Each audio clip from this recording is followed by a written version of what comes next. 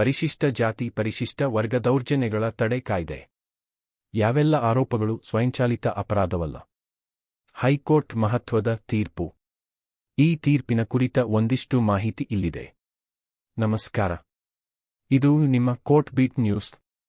ಸಾರ್ವಜನಿಕವಾಗಿ ಜಾತಿ ನಿಂದನೆ ಮಾಡದ ಹೊರತು ವೃತ್ತಿಪರ ಭಿನ್ನಾಭಿಪ್ರಾಯ, ಕೆಲಸದ ಸ್ಥಳದ ಕುಂದುಕೊರತೆಗಳನ್ನು ಎಸ್ಸಿ/ಎಸ್ಟಿ ಕಾಯ್ದೆಯಡಿ ಸ್ವಯಂಚಾಲಿತವಾಗಿ ಅಪರಾಧವೆಂದು ಪರಿಗಣಿಸಲಾಗುವುದಿಲ್ಲ. ಕಲ್ಕತ್ತಾ ಹೈಕೋರ್ಟ್.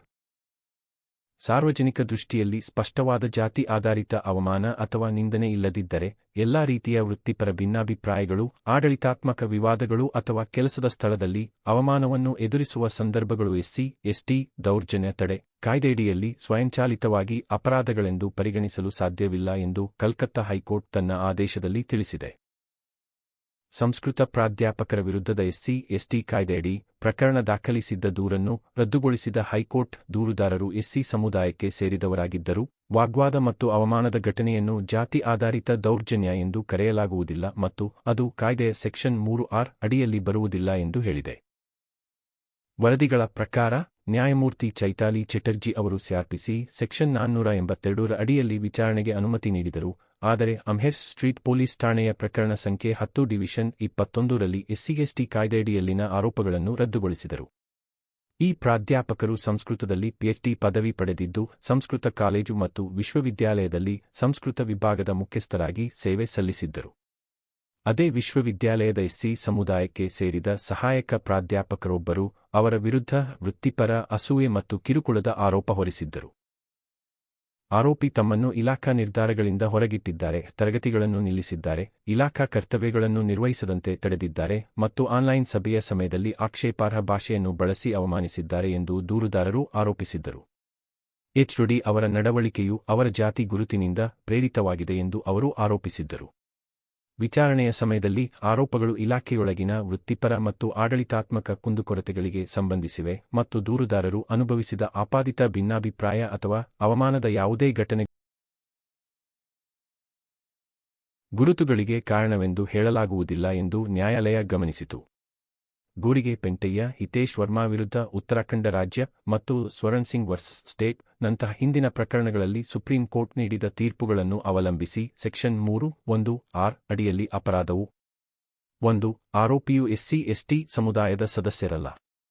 2. ಉದ್ದೇಶಪೂರ್ವಕ ಅವಮಾನ ಅಥವಾ ಬೆದರಿಕೆ ಇದೆ. 3. ಜಾತಿಯ ಕಾರಣದಿಂದಾಗಿ ಅವಮಾನಿಸುವ ಉದ್ದೇಶವಿತ್ತು. 4. ಜಾತಿ ಆಧಾರಿತ ಅವಮಾನವು ಸಾರ್ವಜನಿಕ ದೃಷ್ಟಿಯಲ್ಲಿ ಸಂಭವಿಸಿದೆ ಎಂಬ ಅಂಶಗಳನ್ನು ಹೊಂದಿರುವುದು ಕಡ್ಡಾಯವಾಗಿದೆ ಎಂದು ಪೀಠವು ಪುನರುಚ್ಚರಿಸಿತು. ಸಂತ್ರಸ್ತನ ಜಾತಿ ಅಥವಾ ಸಾಮಾನ್ಯ ಕೆಲಸದ ಸ್ಥಳದ ವಿವಾದಗಳ ಬಗ್ಗೆ ಮಾತ್ರ ಹೊಂದಿರುವ ಜ್ಞಾನವು 1989ರ ಪರಿಶಿಷ್ಟ ಜಾತಿ ಪರಿಶಿಷ್ಟ ಪಂಗಡ ದೌರ್ಜನ್ಯ ತಡೆ ಕಾಯ್ದೆಯ ಕಾನೂನನ್ನು ಅನ್ವಯಿಸಲು ಸಾಕಾಗುವುದಿಲ್ಲ ಎಂದು ಹೈಕೋರ್ಟ್ ಹೇಳಿದೆ. ಉದ್ಯೋಗ ಸ್ಥಳದ ಎಲ್ಲಾ ಅವಮಾನಗಳು ಪಜಾ-ಪಪಂ ದೌರ್ಜನ್ಯ ತಡೆ ಕಾಯ್ದೆಯನ್ನು ಪ್ರೇರೇಪಿಸುವುದಿಲ್ಲ ಎಂಬ ಕಲ್ಕತ್ತಾ ಹೈಕೋರ್ಟ್ನ ಅಭಿಪ್ರಾಯ ಕಾನೂನಿನ ಮುಂದೆ ಸಮಾನತೆಯನ್ನು ಪ್ರಶ್ನಿಸುತ್ತಿದೆಯೇ? ವಿಶ್ವವಿದ್ಯಾಲಯ ಅನುದಾನ ಆಯೋಗದ 2026ರ ಸಮಾನತೆ ನಿಯಮಗಳ ವಿರುದ್ಧ ದೇಶವ್ಯಾಪಿ ಪ್ರತಿಭಟನೆಗಳ ನಡುವೆಯೇ ಕಲ್ಕತ್ತಾ ಹೈಕೋರ್ಟ್ ಜಾತಿ ಸಂಬಂಧಿತ ಪ್ರಕರಣಗಳ ಕುರಿತು ಮಹತ್ವದ ತೀರ್ಪು ನೀಡಿದೆ. ಉದ್ಯೋಗ ಸ್ಥಳದ ಪ್ರತಿಯೊಂದು ವಿವಾದವೂ ಪಜಾ-ಪಪಂ ಕಾಯ್ದೆ ಅಡಿಯಲ್ಲಿ ಕ್ರಿಮಿನಲ್ ಅಪರಾಧವಾಗುವುದಿಲ್ಲ. ಅನುಸೂಚಿತ ಜಾತಿ ಅಥವಾ ಅನುಸೂಚಿತ ಪಂಗಡದ ವ್ಯಕ್ತಿಯನ್ನು ಅವಮಾನಿಸಲಾಗಿದೆ ಎಂದು ಮಾತ್ರ ಆರೋಪಿಸುವುದರಿಂದ ಕಾಯ್ದೆಯನ್ನು ಸ್ವಯಂಚಾಲಿತವಾಗಿ ಅನ್ವಯಿಸಲಾಗುವುದಿಲ್ಲ. ಹಾಗಾದರೆ ಶಿಕ್ಷಾರ್ಹ ಅಪರಾಧವೆಂದು ಏನನ್ನು ಪರಿಗಣಿಸಲಾಗುತ್ತದೆ? ಇಂದಿನ ವಿವರಣೆಯಲ್ಲಿ ಅದನ್ನು ವಿವರವಾಗಿ ನೋಡೋಣ. ಕೋಲ್ಕತ್ತಾ ಹೈಕೋರ್ಟ್ ಈ ರೀತಿಯ ತೀರ್ಪು ನೀಡಲು ಕಾರಣವೇನು? ಈ ತೀರ್ಪು ಒಂದು ಕಾಲೇಜಿನ ಒಳಗಿನ ವಿವಾದದಿಂದ ಹೊರಬಂದದ್ದು. ಈ ಪ್ರಕರಣವು ಸಂಸ್ಕೃತ ಕಾಲೇಜು ಮತ್ತು ವಿಶ್ವವಿದ್ಯಾಲಯದ ಸಂಸ್ಕೃತ ಪ್ರಾಧ್ಯಾಪಕರನ್ನು ಒಳಗೊಂಡಿತ್ತು. ಅನುಸೂಚಿತ ಜಾತಿಗೆ ಸೇರಿದ ಸಹಾಯಕ ಪ್ರಾಧ್ಯಾಪಕ ಅವರು ವಿರುದ್ಧ ದೂರು ಸಲ್ಲಿಸಿದರು. ಈ ದೂರಿನ ಆಧಾರದ ಮೇಲೆ ಪೊಲೀಸರು ಪಜಾ-ಪಪಂ ಪ್ರಕರಣ ದಾಖಲಿಸಿದರು.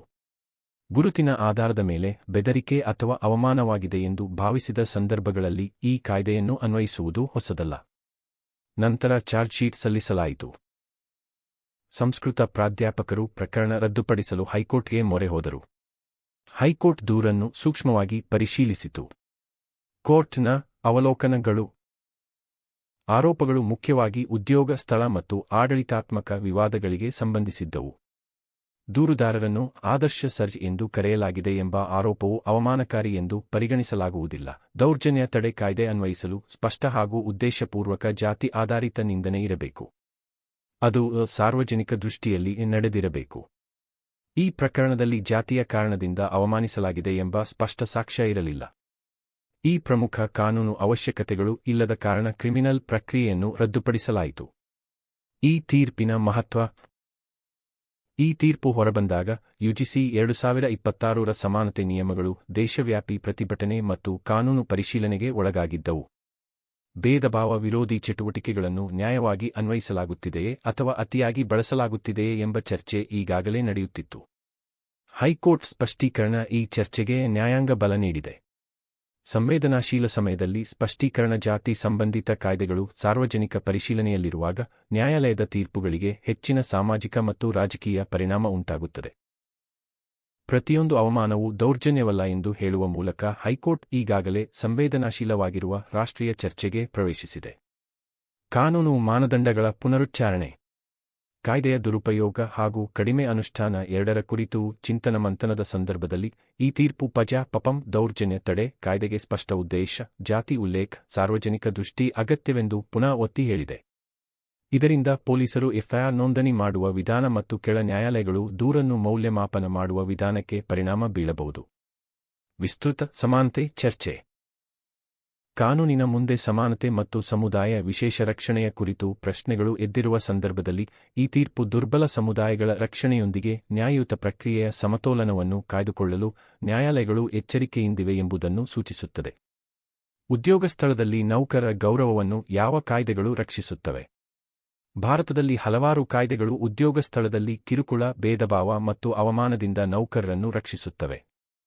ಪಜಾ-ಪಪಂ ದೌರ್ಜನ್ಯ ತಡೆ ಕಾಯ್ದೆ 1989 ಜಾತಿ ಆಧಾರಿತ ನಿಂದನೆ, ಬೆದರಿಕೆ ಮತ್ತು ಭೇದಭಾವದಿಂದ ಪಜಾ-ಪಪಂ ಸದಸ್ಯರನ್ನು ರಕ್ಷಿಸುತ್ತದೆ.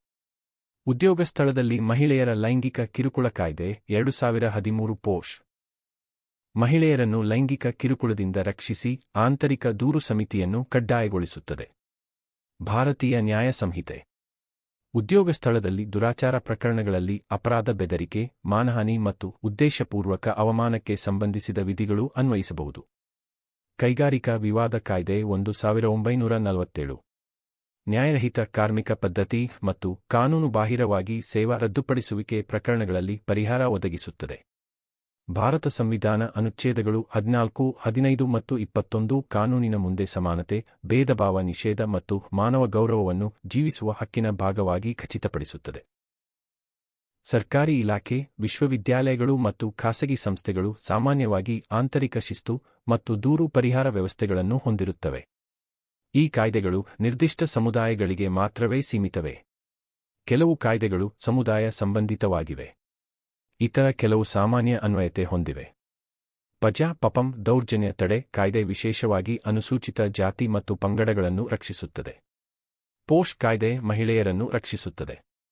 ಪೋಕ್ಸೋ ಕಾಯ್ದೆ ಮಕ್ಕಳನ್ನು ರಕ್ಷಿಸುತ್ತದೆ. ಸಂವಿಧಾನಾತ್ಮಕ ರಕ್ಷಣೆಗಳು ಅನುಚ್ಛೇದ 14 ಮತ್ತು 21 ಎಲ್ಲ ನಾಗರಿಕರಿಗೆ ಅನ್ವಯಿಸುತ್ತವೆ.